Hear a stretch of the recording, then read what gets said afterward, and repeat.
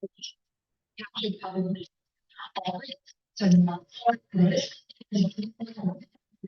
meeting is also being offered virtually utilizing Zoom, which is a cloud-based platform for remote video and audio conferencing. The Zoom application is free to the public. The public is therefore able to join the meeting by connection through the internet or by calling in by phone. The public is also able to observe the meeting on the Township's YouTube channel. Please continue to check the Township website calendar for any updates related to these public meetings. Agendas for these public meetings will also be on the Township's website. Please be reminded that this meeting is being video and audio recorded and will be posted to the Township's YouTube channel for viewing. The meeting will now proceed with the chairman calling the meeting to order and identifying all other members present in the meeting room and those joining the meeting via Zoom. The chairman will then confirm those members joining by Zoom can be heard. Okay, welcome to the Monday, December 16th meeting of the East St. Peter Township Board of Supervisors. My name is Corey Meyer and I'm the chair. All four supervisors with me, including myself, and there are agendas and a sign sheet at the back of the room. Join me for the pledge of the flag. Pledge allegiance to the flag. The United States of America, and to the republic which it stands, one nation, under God, indivisible, with liberty and justice for all. Okay, thank you. Next on the agenda, we have 3 public comment for non-agenda items only. Anyone here for non-agenda items? Okay, we'll move on. We have 4, the consent agenda. I'm going to break the consent agenda into 2 pieces. So I'll read off A, B, C, D, F, and G, and E separately. I'll take 2 different motions for the consent agenda. So we have 4A, approval of the December 16th, 2024 Board of Supervisors meeting agenda. 4B, approval of minutes of the Monday, December 2nd, 2024 regular meeting. We have 4C, request for time extension to record conditionally approved plan 2224, which is Larenbo Farms, 458 Mount City Road. And this would give a time extension for additional 6 months to June 18th, 2025. And this is based on some more work with PennDOT. And we have 4D, request for time extension, record conditionally approved plan 2305 Gish Furniture, 2205 Lincoln Highway East. And this would give a time extension to March 19th, 2025. This is the 3rd time extension for recording in this plan. I'll skip E for a second, and we'll go to F. Request for improvement guarantee release, which is for Garden Cat Soap, 2533 Old Philadelphia Pike. It's for a full release of financial security, which is $30,980.95, leaving a remaining $0. And then 4G, approval of pay invoices from all funds. It's a total of $1,315,046.88. Few items of note: $972,815.12 to City of Lancaster for quarterly flow charges and reconciliation of 2023 flow charges. We have $67,652 even to the Township Volunteer Fire Companies for 4th quarter contributions at $16,913 to each of the 4 volunteer companies. $14,000 to LEMSA for a 4th quarter contribution, and $10,050.37 to Capital Electric, including replacement of motor control for 1 pump at Fertility Pump Station. So I'll take a motion for those consent agenda items. I'll make a motion to approve consent agenda items A, B, C, D, F, and G. Okay, great. Motion made by Ted, seconded by Ethan. Any public comment or board comment for those items on the consent agenda? Okay, all those in favor signify by saying aye. Aye. Any opposed or abstentions? Motion passes. Okay. And then lastly, we have 4E, request for time extension to record conditionally approved plan 2505 Clark, 2257 Old Philadelphia Pike. And they are looking for time extension, granting time extension to April 22nd, 2025 This is the first time extension for reporting that plan. We have motion. Motion to approve time extension for Clark. Okay, motion by Roger. Okay, second by Ethan. Any board comment or public comment on that item? Okay, all those in favor signify by saying aye. Aye. Any opposed? Any abstentions? Aye. Okay, one abstention or it passes. Thank you. Okay. Thank you. We have 5A, request to transfer approved sanitary sewer plan EDUs, Greenfield North. I don't see Claudia here. Anyone else? Oh, there you are. Sorry, you're hiding. Yeah, I can answer any questions that you Sure. have, but it's more or less, what I would tell you this evening is what's contained in the letter to the township dated December 6th. For that, do we have any questions for the applicant?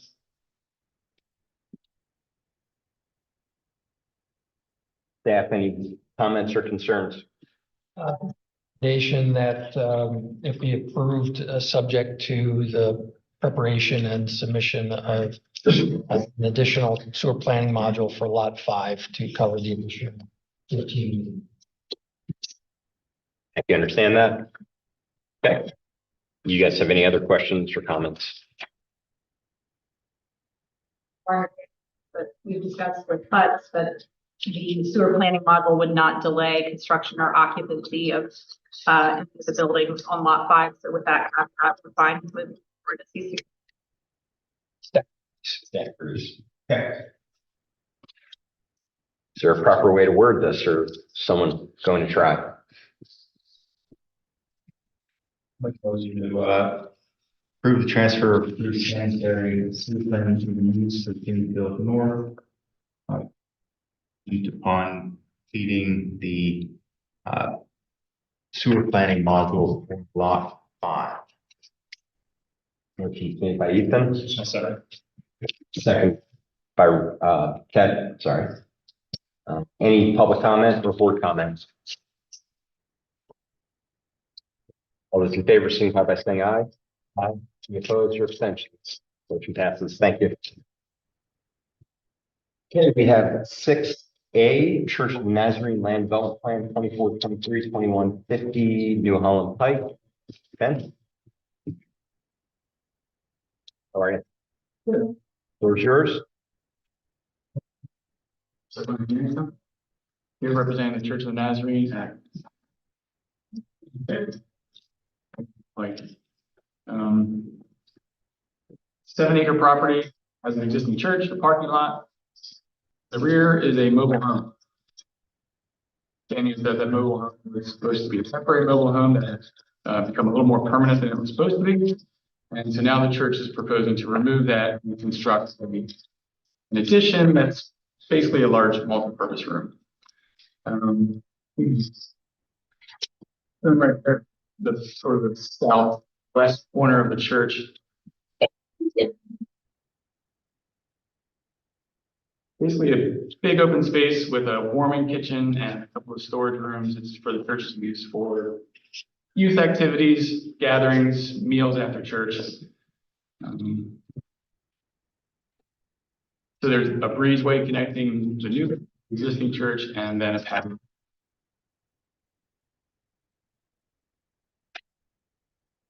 We're accomplishing stormwater management by constructing a berm in basically the bottom left-hand corner of the property. We're trying to limit our disturbance there, and we basically have about, I can't remember exactly, it's a for wide area, not very deep. You can see the those are towards, so it's a wide flat area that we're using to infiltrate stormwater.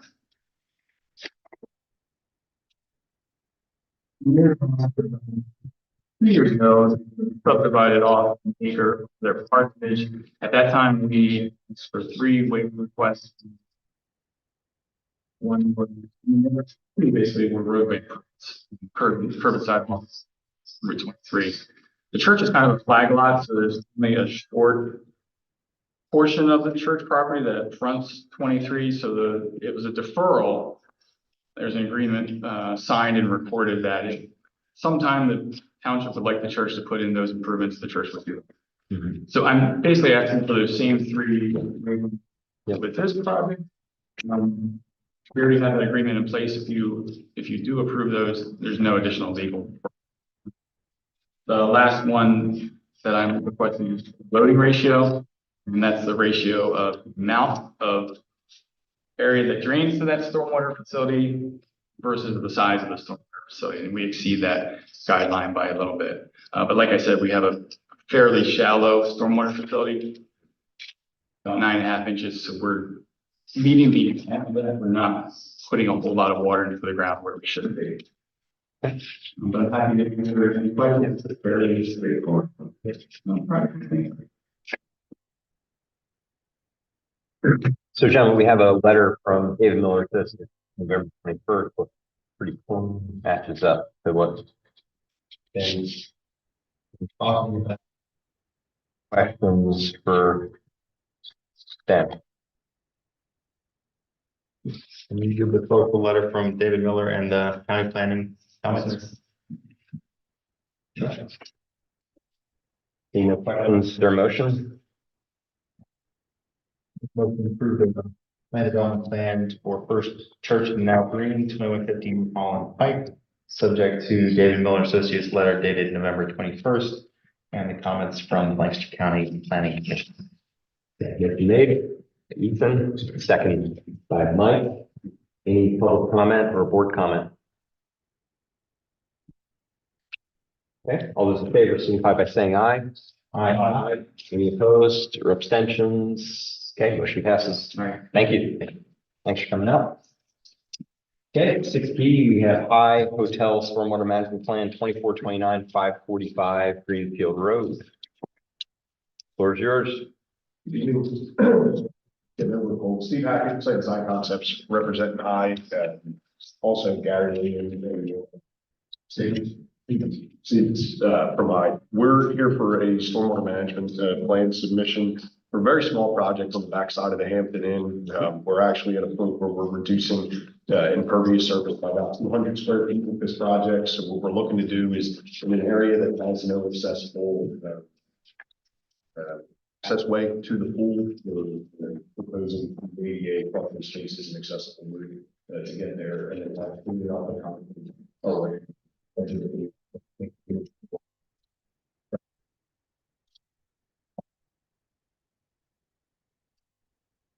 We're not asking for any waivers or anything. We're asking for conditional approval. So we have to talk through any of the things that we're going to do. If you have any questions. Right. So we have a letter from December 6th from David Miller Associates. Any questions from the letter? Any questions from the board?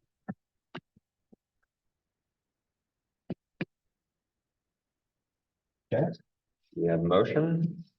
Motion to approve the stormwater management plan for 5 hotels. 545 Greenfield. Second. Is this, you guys putting it in, Contingent upon. contingent upon the letter, David Miller Associates? Yes. Yeah, okay, that's right. Number 6.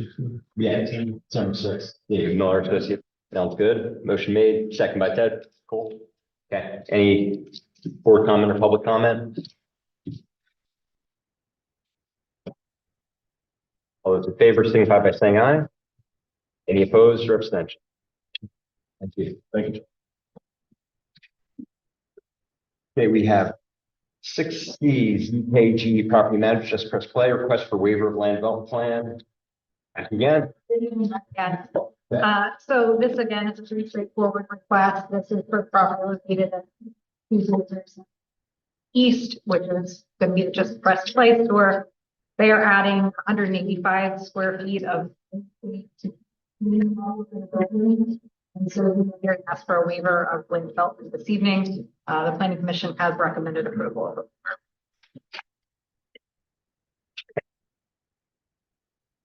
Questions to the applicant? Applicant's attorney. Okay. Motion. Motion to approve the ZKG Property Management just press play request for the waiver of land development planning number 24-31 for 2007 Lincoln Highway East. Okay, motion made by Mike, Second. second by Roger. Any public comment or board comment? I just want to say, great to see the business growing already and adding more to the township. All those in favor signify by saying aye. Aye. Any opposed or abstentions? Motion passes. Thank you. Good luck. Okay, formal presentation, 6D, informal presentation regarding possible changes in zoning ordinance. Good evening. Frank Smith, I'm Principal at RGS Associates. With me are Rob and Carol, property owners of Lancaster Archery Supply. And we're here tonight just to review, first of all, what the property intends, how they intend to expand their property. And in order to do so, there's going to be a partial rezoning that we would propose along with some text amendments, and I'll get into that. We did review this with township staff already. Here to get your feedback tonight. So the site is just to the west here along Philadelphia Heights. Move area, that's really the site that we're talking about 5.5 acres. The challenge is the purple dashed line that goes through there. To the east of that is in the light industrial zoning district. And even further east, that's light industrial as well. To the west of that purple line is in R2 medium residential zoning. And so you can see, even with the existing facility, in this, the main building is up in the northeast corner, which contains a retail component, the academy, and ranges that they use for archery. There's a building just to the west that's used for the same purpose, and then there's a home that's in the middle that's actually owned by Rob and Carol, and in the bottom right-hand corner then is the Candy Kitchen building. Yeah. So if you go to the black and white area, so what we're doing really is a new building to the lower right out by Old Philadelphia. Like one of the challenges of Lancaster Archery is when you go by there, you don't know you're going by there. And so really they need some visibility to make sure that everybody understands this is obviously a well attended property for the academy use and for the retail component. The challenge is kind of finding that. And so what they intend to do is propose a 2-story building in the southeast corner. It's about 25,000 square feet. They will retain the building in the back and continue to use that as well. And then on the west of the existing building, the proposed building, there's going to be about 178 parking spaces that are proposed as a part of that as well. So the property to the southwest would be subdivided, and then the overall acreage is about 5.3 acres for the site. It's a little easier if you go to the rendering. This is to show kind of how this floats on here, but if you go to the rendering, it's a little bit easier to see. This is what, obviously a 3D rendering of what's intended. So the building on the right would be the new building, new parking spaces to the left.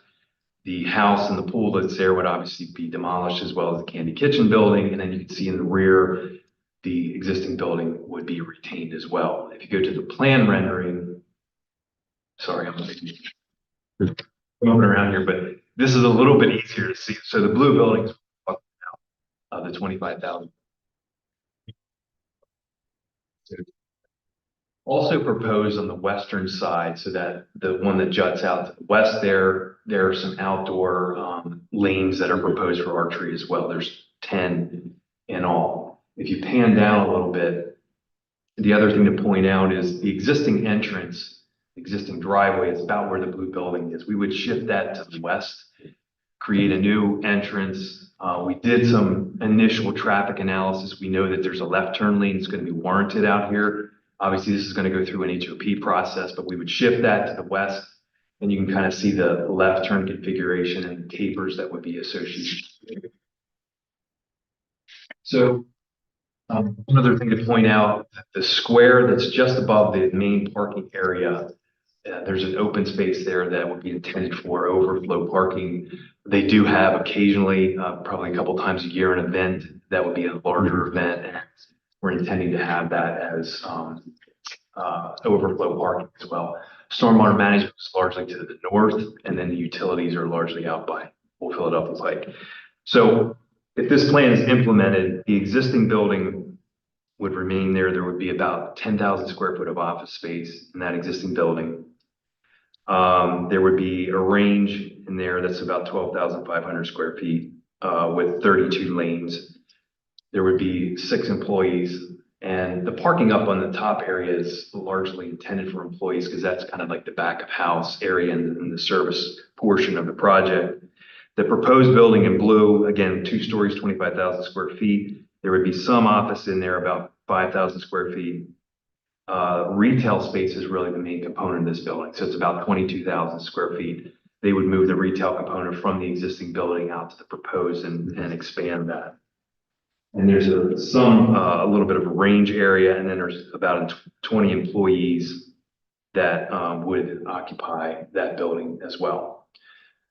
So that's really the intent of the expansion of the project. The challenge from the ordinance standpoint and from what's currently zoned is obviously it's partially zoned light industrial, partially zoned in the R2 district. And really the main challenge about the use in and of itself is this is really not a shooting range. The shooting range as defined by the ordinance, if you look at the definition, really has to do, archery is included, but has to do with rifle, with, those types of things, very different than what this use is proposing. So this use would have the archery component to it, the academy piece, which they currently have, and then also the retail component. So what we're proposing to do, and I think Dwight had sent over a letter to the supervisors, is really some changes. And the first change would be to rezone the western portion to light industrial. We want to consolidate that. A shooting range is not permitted within light industrial, but again, this is not a shooting range in and of itself in its definition. So what we're terming this for the moment is an archery center. And the archery center has those components of the academy, the retail space, the office space that goes with this type of facility. And there's a definition that I think Dwight provided as kind of a guide to what we would do to insert that into the ordinance. So this would be established as a new use in the ordinance. This will be permitted in the light industrial, obviously the light industrial zoning district. We would follow the bulk requirements for light industrial. So the setbacks that are required for light industrial, the impervious coverage that's required for light industrial, and everything else that goes with that, we would abide by those accommodations. Some of the challenges with the shooting range, again, is that there are some setbacks relative to street rights of way, to property boundaries that are 100 feet.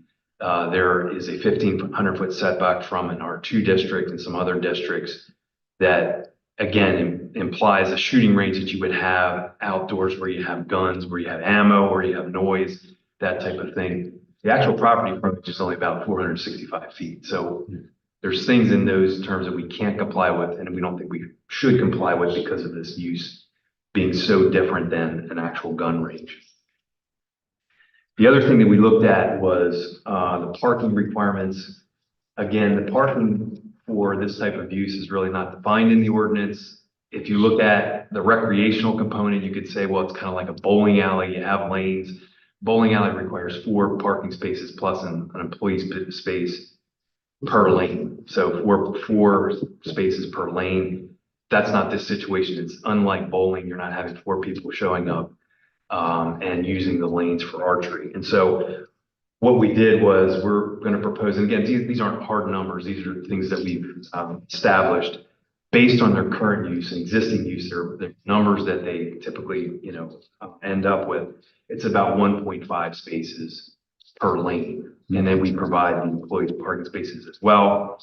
We would comply with the office space and the retail space for parking as already defined in the ordinance. And that's where we're at about considering space.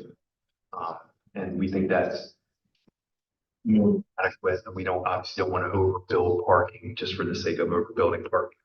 So part of that amendment is going to include introducing the parking requirement for this particular use. Sure, I, Yeah. So that wouldn't be good either. But the flip side of that is, yes, you have customers that don't. Yes.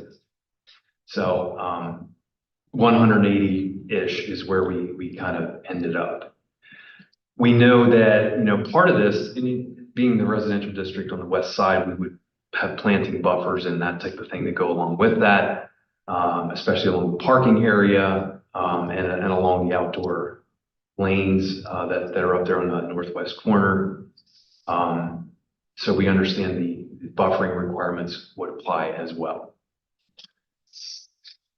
That, in a nutshell, is really what we're intending. That's what we're intending from a rezoning and an ordinance standpoint. But we really want to get the supervisors' feedback before we take the next step. And really, the whole purpose of this is they're really evaluating, can we stay on this site, because they need to expand and would love to stay in the township. This is really the plan that they're really intending to implement. Great. Yeah, I'd love to hear comments. I have a few comments as well, but comments from others on the board?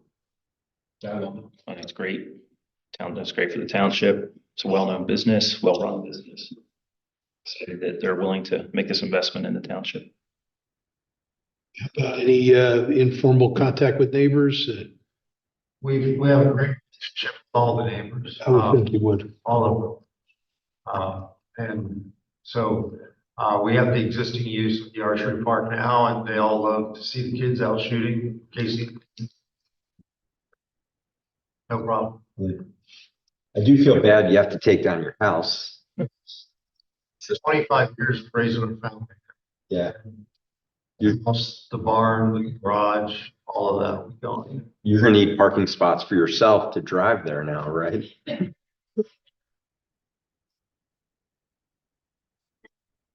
Hopefully optimistic that we can stay in a close area.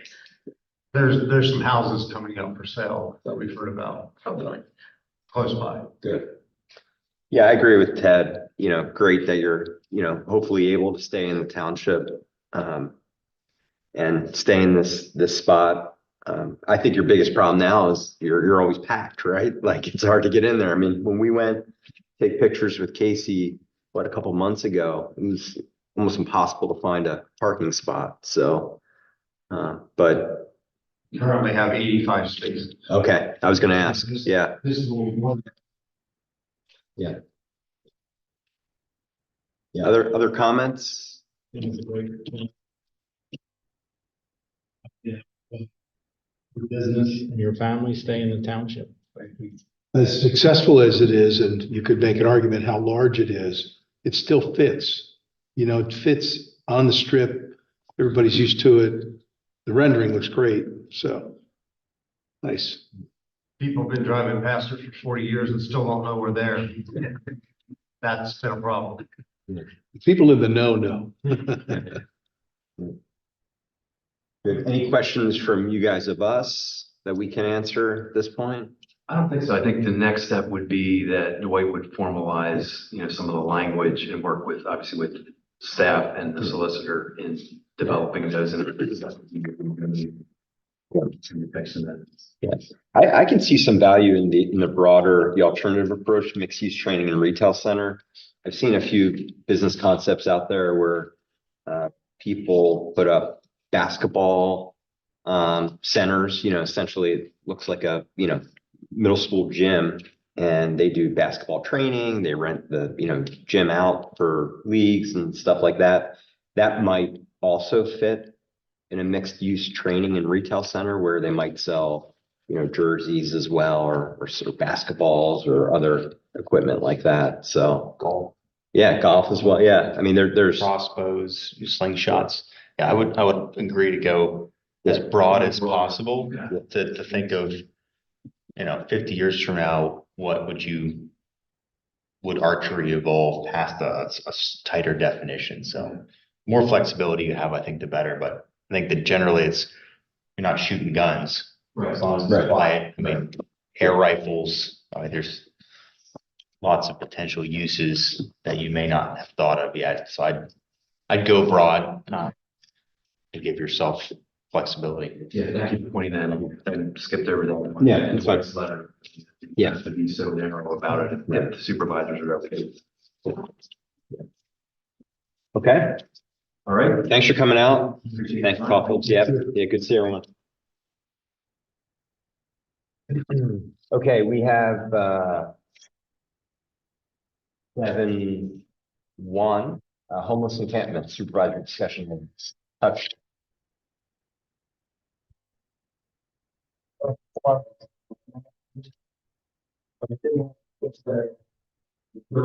Has made arrangements with numerous of newcomers to attend a staff meeting this month.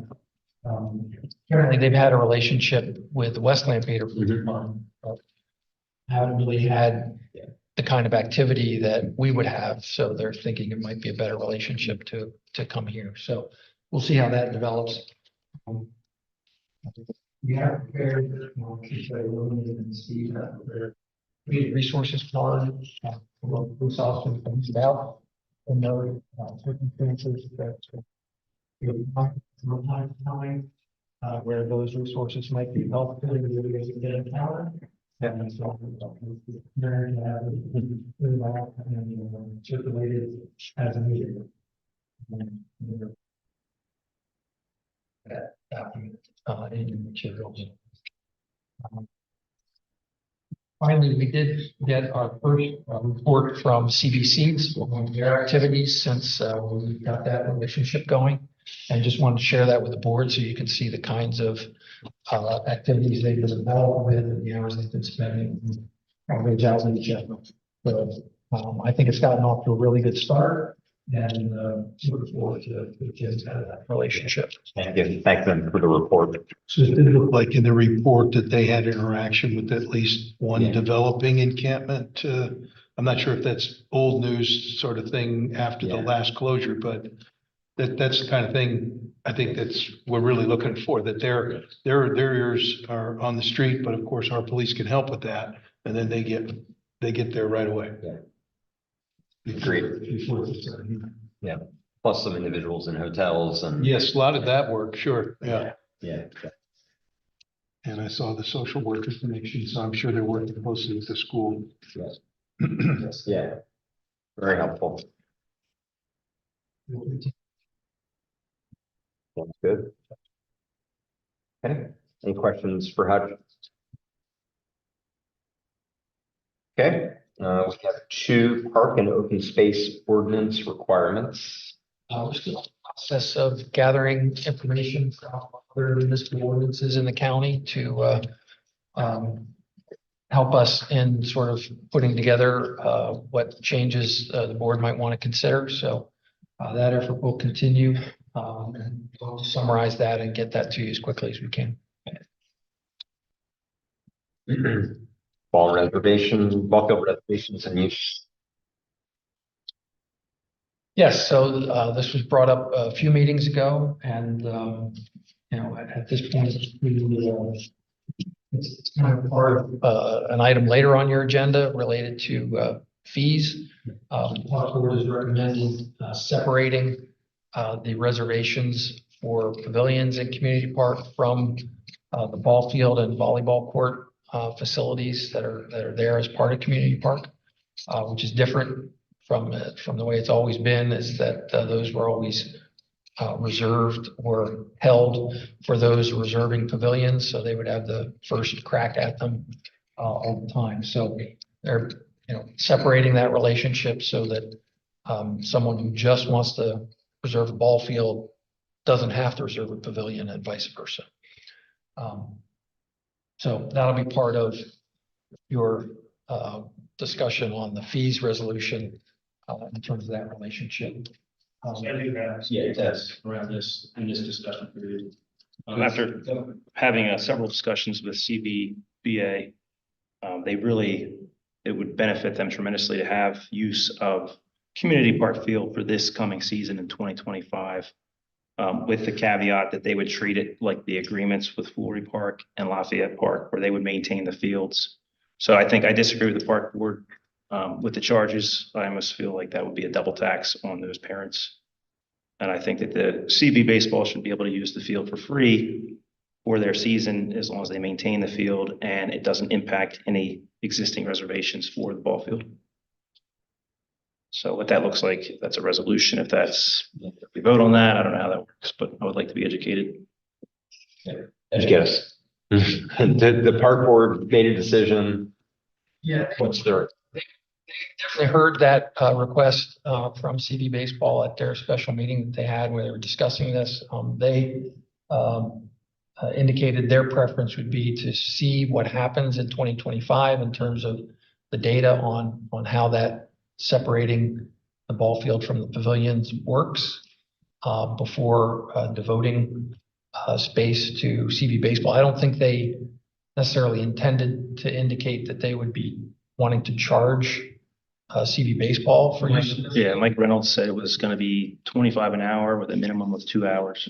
Yes, that is what's in the fee resolution for those that want to reserve that space, but I still think they were thinking of CV Baseball differently than others who would be reserving that space.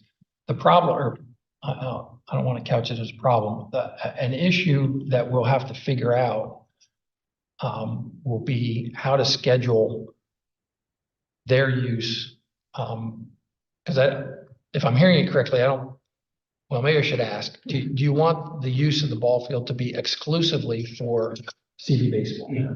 Okay, so then we'll have to figure out a way to accommodate their schedule. The schedules are published fairly far in advance, so if we could get that published, they could work with park staff, park director. So January 2nd, there will be people wanting to reserve pavilions and ball field and volleyball court in that park. My recollection is we've never had schedules from CV Baseball before like early March. So We could at least get the days most likely, and it's not going to be every day. It'd be, I think, 3 days a week at maximum from what I was told. if they know that now, yes, then we could block off those days and times to meet their need and then not create conflicts where people have, well, somebody already reserved that and how are we going to manage that? So if they can get us their schedule, like you say, sort of the skeleton of their schedule, then we can probably make that work. We are working with a new system, Rec Desk, to handle all of that reservation effort. So I will have to talk to Lisa about how we can set that up in the system so that it works the way the board wants it to work. I just think it's important. I mean, I had to think at least 15 calls from parents on this issue. Yeah, is there, on our other parks, I know we're adding a pavilion to Lafayette Park. Yes. And I'm assuming that will have rental associated with it. What are the existing agreements with CV Baseball at Lafayette and Flory as regarding those ball fields? And can anyone else rent those when they're not used by them? We haven't reserved those ball fields in any way other than with CV Baseball in their schedule. So they've never been that's part of the park board's reasoning was that, they'd like to sort of make it uniform across all the parks. So that if you're renting Clark Pavilion at Flory, you don't necessarily get the ball fields. And that's never been the case there. It's only been a reservation for the pavilion. And if the ball field's open and they go use it, fine. But that would change. So yeah, the relationship has been that they essentially maintain those fields. And, any associated improvements to, players' benches or spectator bleachers or, the backstop or whatever has been part of their agreement to maintain those facilities. So do they just work with our public works Correct. Yeah.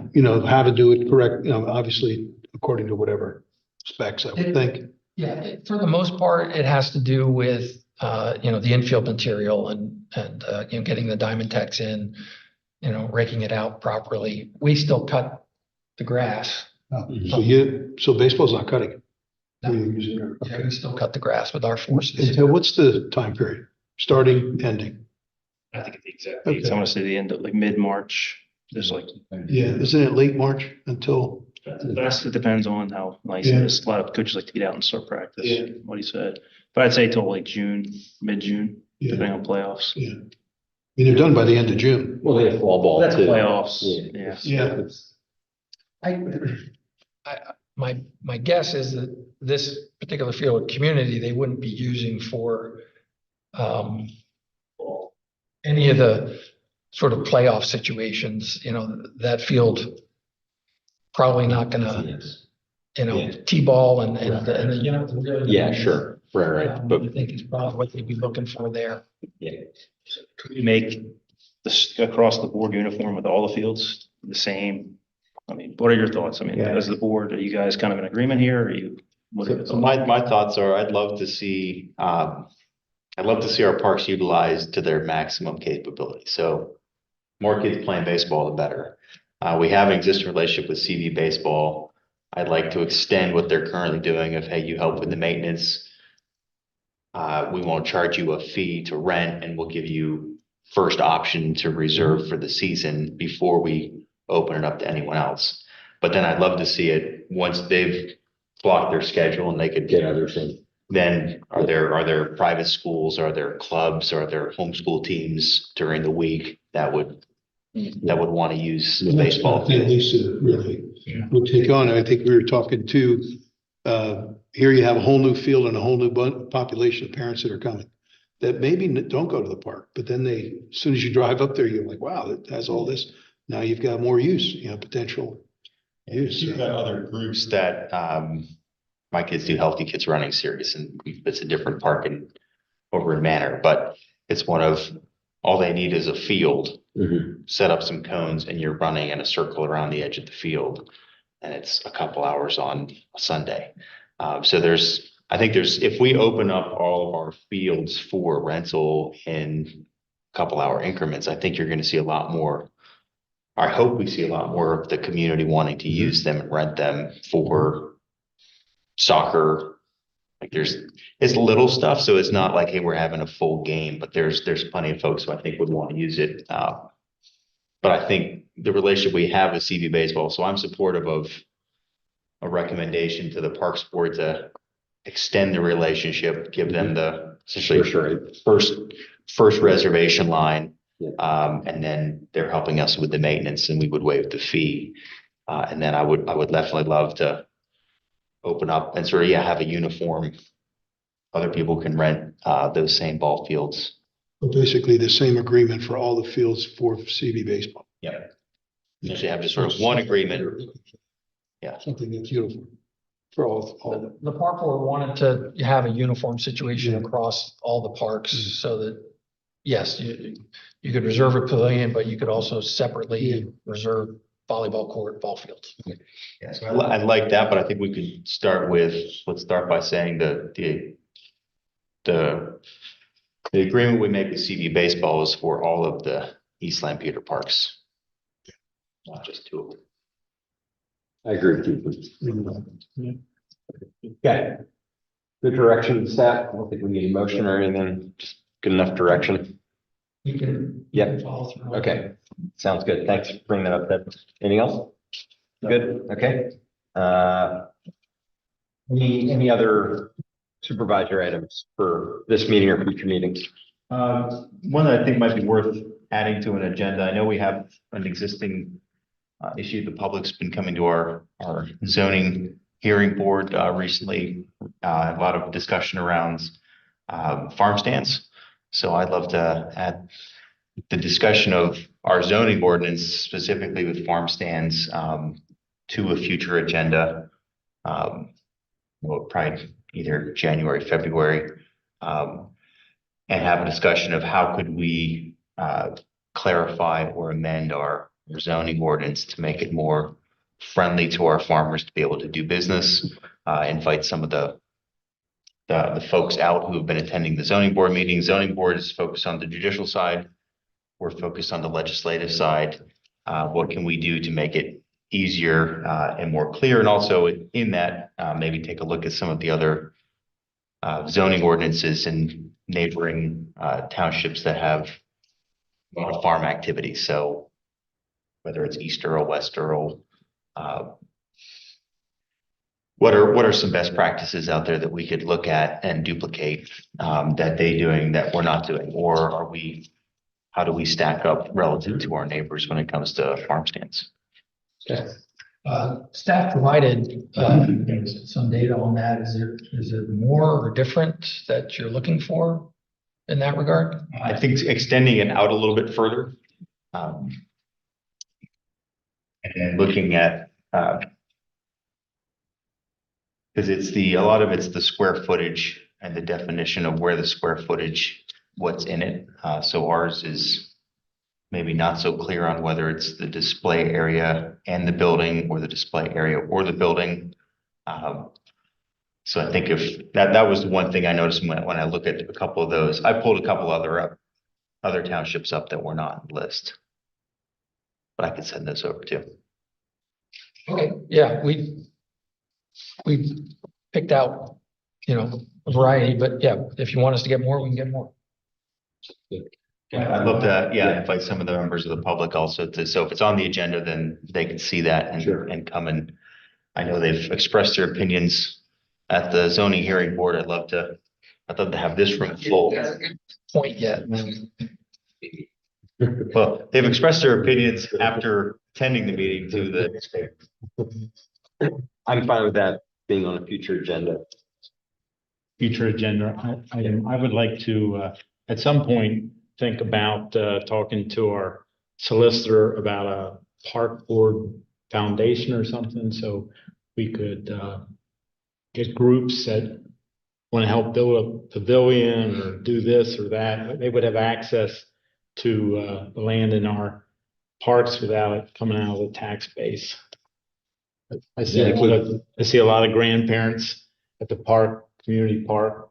So I look at them as a source of, funding for, playground equipment and things like that. So if there'd be another channel that we could look at these parks, because community park is very well used.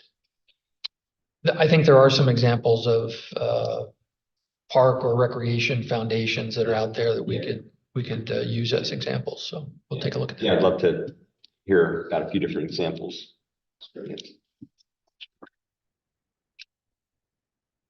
Any other supervisor items for future meetings?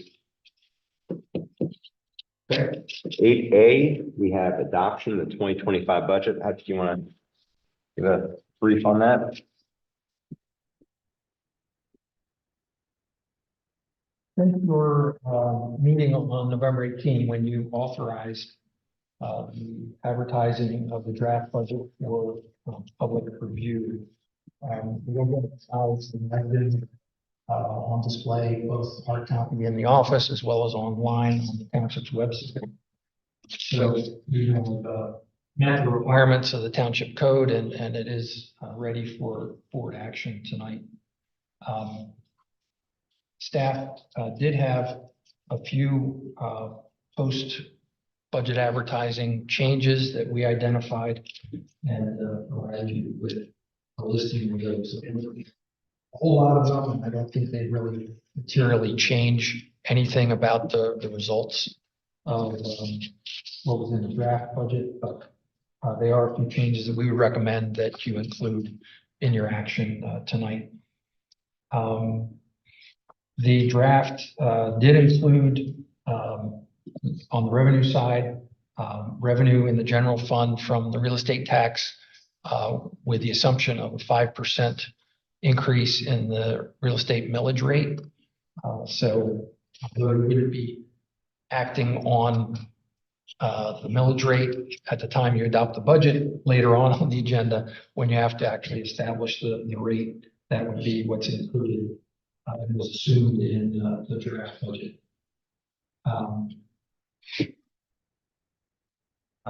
We prepared, budget summary document, which summarizes all the various operating funds. Your component units, which are basically the sewer authority and the ICDA, take separate action on their budgets. So the sewer authority has already adopted their budget for themselves, which includes the stormwater fund. ICDA will take action on their budget at their meeting beginning of January. Remaining funds that are listed there are all within the Board of Supervisors domain and would be included in your action tonight. Kevin also produced another document that has all of the budget line items in it, which include the changes that we found and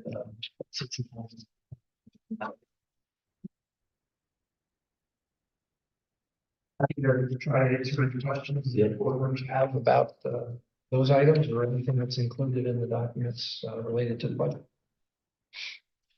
Yeah, I just want to thank you for the process this year. We started early as we had the last couple of years and had multiple different public meetings and discussions to discuss the budget. So thank you for the hard work, management team, plus the board as well. Yeah, questions from board members? This is the typical audience that the board has for the budget.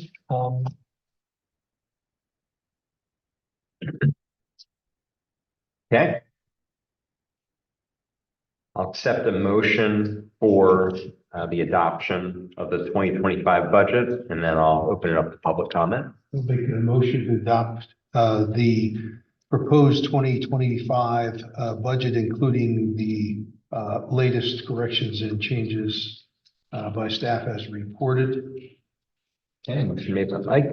Second by Ted. Any board or public comment for the adoption of the 2025 budgets with the corrections?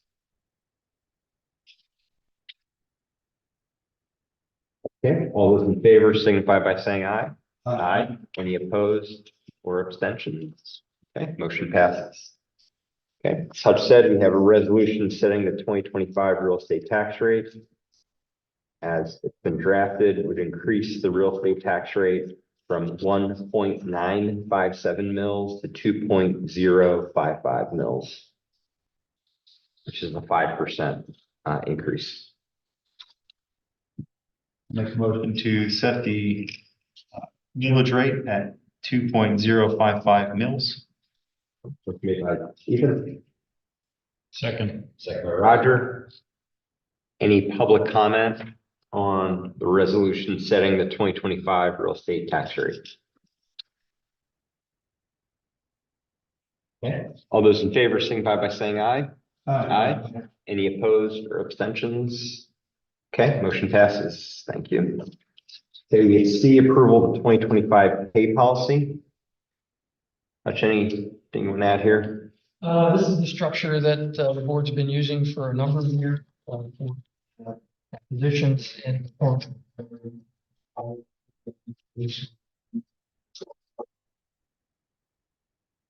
it outlines the pay range, as well as the actual pay rates for those positions.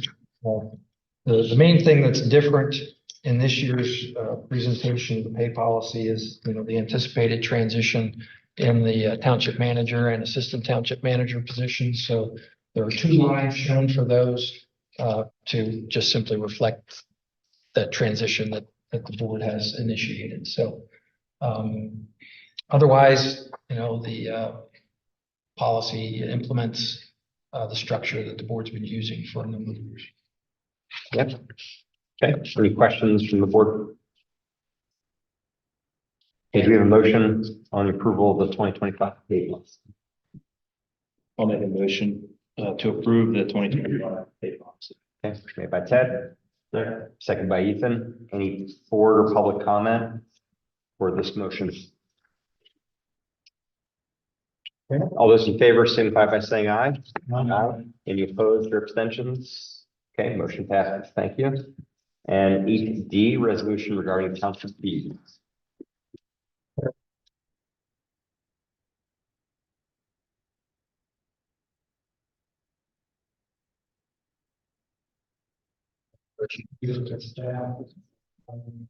Would be appropriate. We consider resolution which would reestablish most fees, but add a few that have been listed before. Those changes we left highlighted in this draft form. If the board decides to go forward with the resolution, of course, it would be the one that you the chairman sign would be local agency hearings, which, from time to time, it doesn't happen a lot, but from time to time, local agency hearing, and there should be a fee that at least covers the township's costs for advertising and some of the legal work that typically goes into that. I do acknowledge it's not going to cover all of that, but at least it will come closer. From time to time, the board also has liquor license transfer hearings, and the fee that we have been charging for that is $500, and this would continue that, but it hasn't been stated specifically in this resolution in the past, so we think it should be stated there specifically.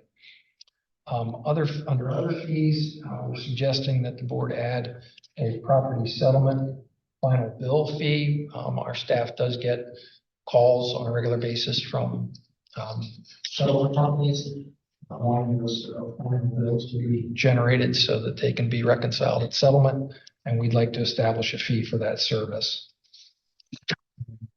Park pavilion reservation fees, as we've discussed, are outlined here as recommended by the park board. In addition to changing the relationship of the pavilions and the ball field and volleyball court, the park board is also recommending the change to the amount of the fee, depending upon what day of the week the reservation is for. So they were finding that for Tuesdays, Wednesdays, and Thursdays, the number of reservations was quite small. And by reducing the charge during those days, they're hoping that might generate some more activity on those dates. So the amount shown for Monday, Friday, Saturday, and Sunday are the same as what's in place now. Mm-hmm. And alternatively, for Tuesdays, Wednesdays, and Thursdays, it would be lower.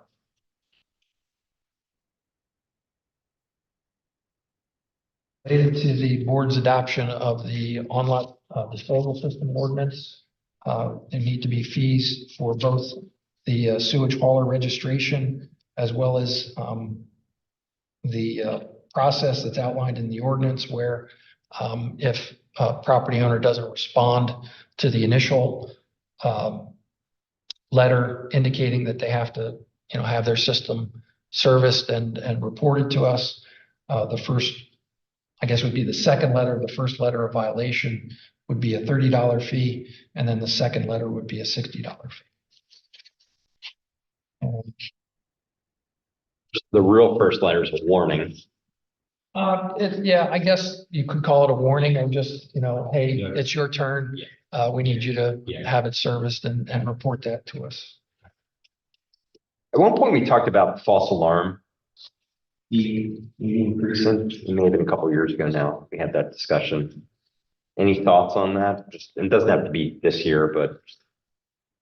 The board could change this at any time, really. Okay. Yeah. Okay. Yeah, the last conversation that I recall out of the Emergency Services Committee was to not change it, but Okay.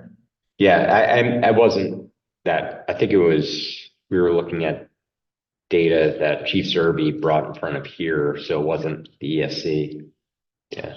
There have been, over recent years, there have been certain properties that became chronic false alarm problems, and we did a little bit more aggressively, go after them, and eventually they came in to be a more reasonable actor with respect to false alarms. That does happen from time to time. Yeah. Just one minor correction, the IMPC, I think it's IPMC. Top of the second. I don't know, second page, I don't know what page it was, definitely from the back. Yep. Looks good.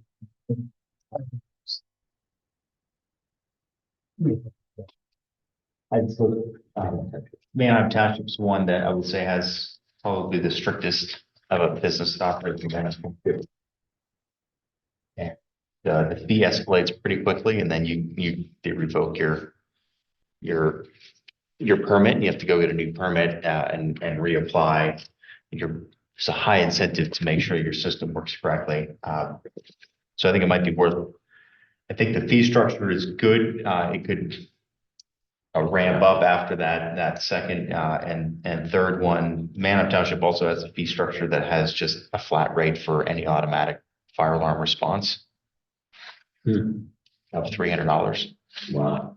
So anytime a unit leaves the building, it goes out. And so I think it might be worth maybe taking a look at some additional fees that we could put on that could also then go into and even go right back to some of the fire companies that are getting out the door.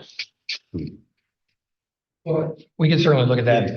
What we have not been doing to date is a permitting or a registration process for all of the alarms that are out there. So that would be You need an that. additional effort to. Burglar alarms are through the police department are permitted in Manheim Township. They outsource that to a third party that handles the permitting. And there's a separate fee structure for burglary alarms as well. But the two of them are usually tied in, so it's one way to essentially capture it, because usually it's the same company that's operating both. Go through that data again about how many we're having and what our folks are saying about it. Usually Chief brings it up at the January meeting, so yeah, it But might be good to. that we talk about, Yeah. okay, is it time to do something about this? So, yeah, agreed. So we have some options there, Ethan. So Okay, do we have a motion to approve the resolution regarding township fees? Motion regarding township fees. Yeah. In the motion, second, I'm sorry, who's that? Mike? Any public comment or board comment? Okay, all those in favor signify by saying aye. Aye. Any opposed or abstentions? Okay, motion passes. Thank you. Managers report 2025 meeting schedule calendar. Yeah, just. Related draft of the date based upon the same structure that had been in place this year. So unless there are any changes, we'll go about making the advertisement for all of these meetings for next year.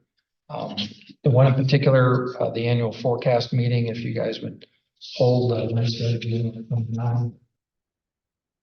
First, plan to make that, rather than saying the tentative date, we'll make that the actual date and advertise it as such.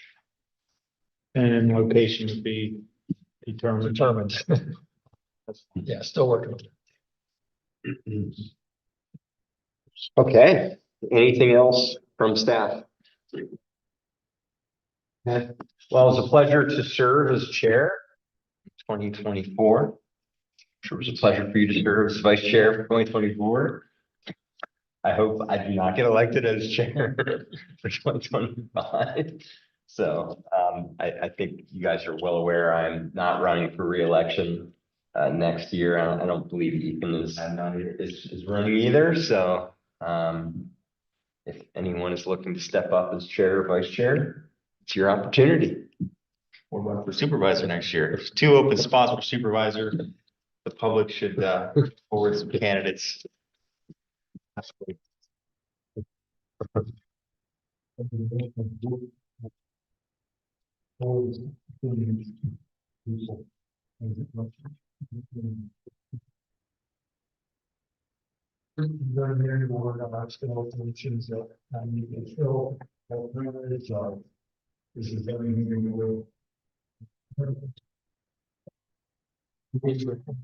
Full member.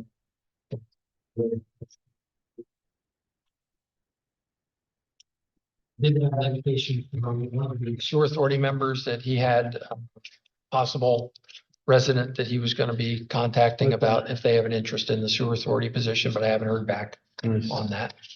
So Chris Clark had a. Yeah, that's. Okay, I'll accept the motion to adjourn. So moved. So moved by Mike. Second, Pete.